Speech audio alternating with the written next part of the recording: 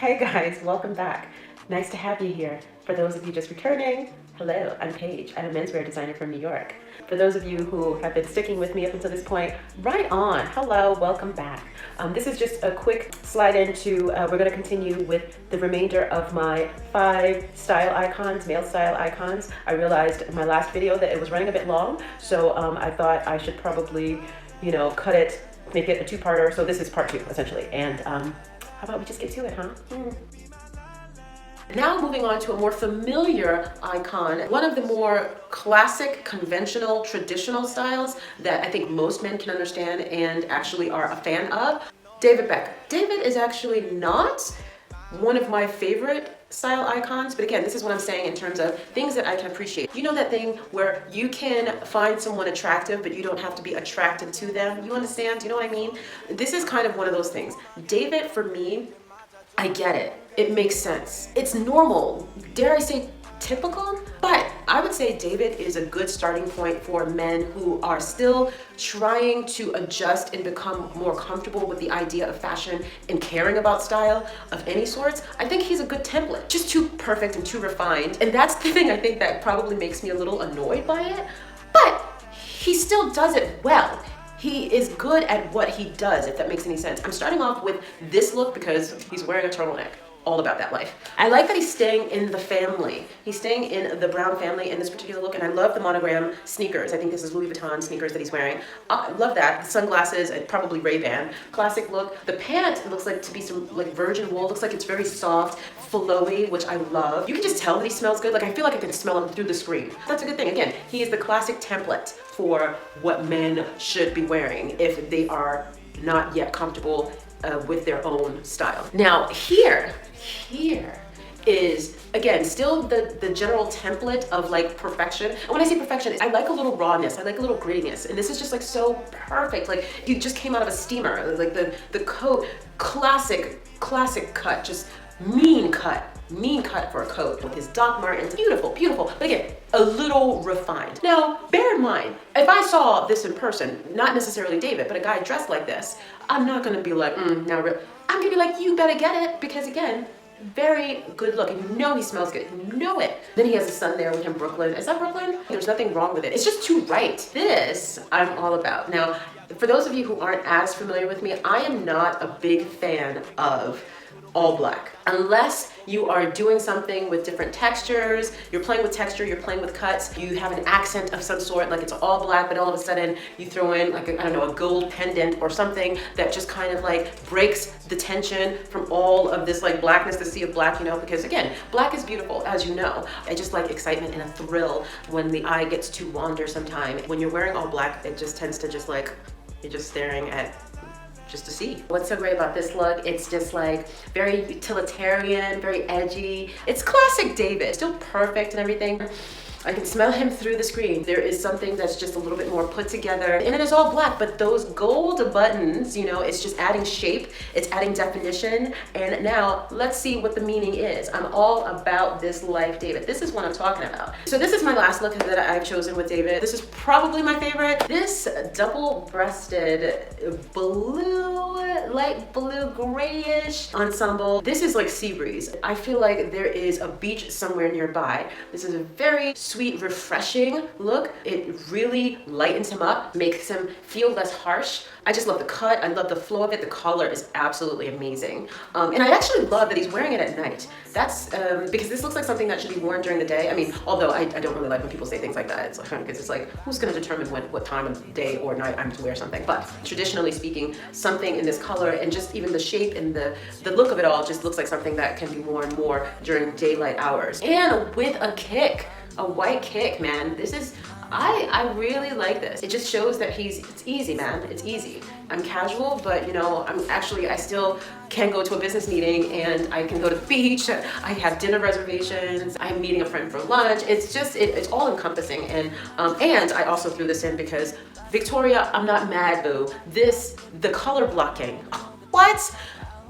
Queen did this. That's goals. That is everyday Morning, noon, and night, that is the look. That's the look. That's all I'll say about that. So our next style icon is probably a little less on the well-known spectrum, perhaps. It depends on the audience, I suppose. We're talking Judah Smith. Judah Smith is a pastor, a speaker, as well as a leader in his community. And for those of you who aren't familiar with him, he is friends with Justin Bieber.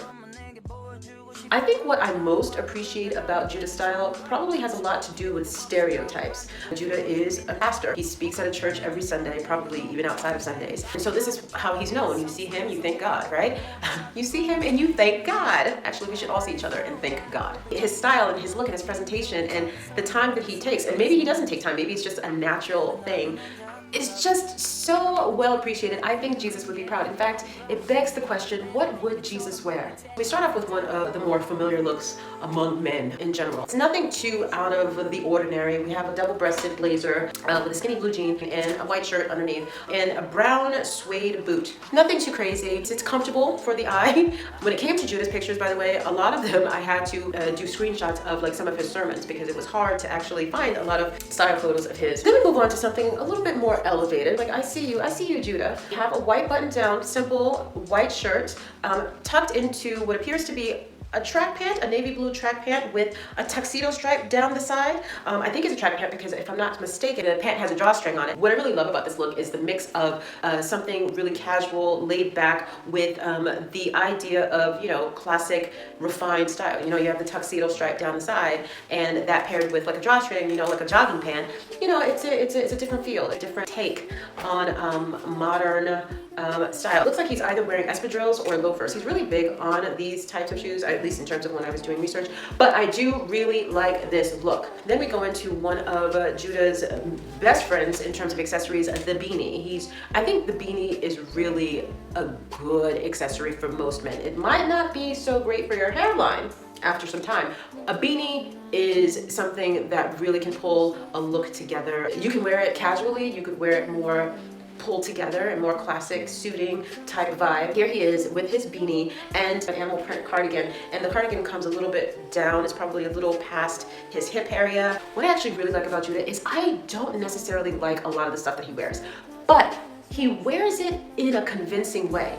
I like when someone can put something on and cause my eye to adjust. If you're wearing it and you're unsure, you're still trying to get your head around it, then that comes across. He wears his garments like, yeah, this was on purpose. I did this on purpose. And oftentimes, even for those things I don't really like, I believe him. It causes me to reconsider. It's like, maybe, do I not like this? Maybe this is something I can get behind. One of the other reasons I wanted to bring your attention to Judah, I really like how he explores the different hemlines. He does a lot of bearing of the ankle, so he's usually in espadrilles or maybe just some low kicks, but he tends to really experiment a lot with varying hemlines, and that is very interesting to me. So he has done, of course, the more tapered leg, has done risen hem, which of course I love. So there's always an opportunity to either show your ankle, or if you have a great sock, do it, boy, put on those socks and show them off. But recently I happened to come across some other photos and he's wearing these really kind of baggy / relaxed fit. It's something that I feel like I remember seeing in the 90s, and especially the way he's wearing them, they're kind of like bellowing over his shoe. This is one of these examples in which I'm kind of like, my eye is adjusting and I'm trying to become more acquainted with this look. He's done it a couple times now recently, which makes me think this is an intentional thing. With that, again, I really appreciate it. Don't necessarily love it, but that's fine. It's the way he presents it. He gradually introduces it to the point where it's like, I think I can get behind this. That is something that's important. When you start to experiment with a style and you adjust accordingly, and when you believe it, you can convince someone else. You can take that in many ways too. So I wasn't doing these in any particular order, but shall I say I probably saved the best for last? Jeff Goldblum. Let me just tell you a bit of a backstory about Jeff.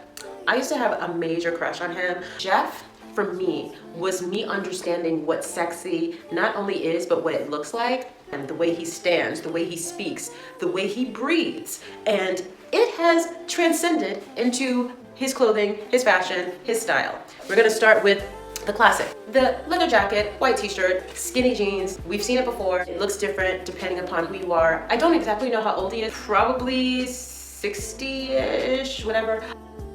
That in and of itself for me is impressive because let me tell you, I don't think your age should determine what you wear. I do think it should determine how you wear it. There's a difference. Love the cakes, love the watch, the accessory, the glasses. By the way, I love a man in glasses. Some black rims. You know, that's another great accessory. Of course, this had to be addressed because he's wearing a turtleneck. I think I probably feel the same maybe about all white versus all black, but I love how clean he looks. The accent of the tan suede jacket, not mad at all. This is again what I mean when I say coming a little bit into your own. You know, you're starting slow. You have to start somewhere, right? You know, and adjusting to what style means to you because it's personal. You can use anybody that I've shown you today as a template, as a guide to where somewhere to start. But overall, at the end of the day, it's how you are presenting yourself. That's what it all comes down to. I needed to pull this one up because he's wearing a black turtleneck. Can't be mad. Then he has on a plaid trouser paired with a corduroy brown blazer. I'm a really big fan of corduroy. I was a really big fan of corduroy back in the 90s, 80s, 90s. I used to wear a lot of it, and I love the resurgence of it. Especially it depends on like how wide the cords are. This lays so well. He's another one that looks like he must smell amazing. Look how sexy this is. This look, it's like, I think he's married. Bless him. Bless her. You move down and then you have the shoe. You have the shoe. Really? It's fashionable, it's stylish, but you know what? Where am I in all of this? Where am I? Let me put these on. This is the definition of style. You have to make sure you're in there because otherwise you're just wearing clothes. It's just a fashion piece, which again can be fun to look at, but style is what makes it personal and style is what makes someone want to go up to you and say, hey Jeff, how you doing? So those are my top 5 style male icons. There were a few more, but I had to narrow it down. It's funny, I've never dated a guy with great style. Anyway, did you notice what all 5 men had in common? Come on, we've talked about it before. I don't know if I should give you the answer, because I think it's fairly obvious. I kind of alluded to it throughout all of my little critiques, but I would be curious to know if you noticed what all 5 had in common. Anyway, so great that you can join me. I had so much fun doing this. Looking forward to seeing you again. Please subscribe, hit that notification bell, put your comments down there because I need to know what was the one thing that all 5 guys had in common. Let me know what your thoughts were on the men that I presented today. Feel free to give me your list of celebrity males with great style, what you like, what you're into, because I would love to look at them and add my little comments to your list. Until then, friends and family, bye-bye.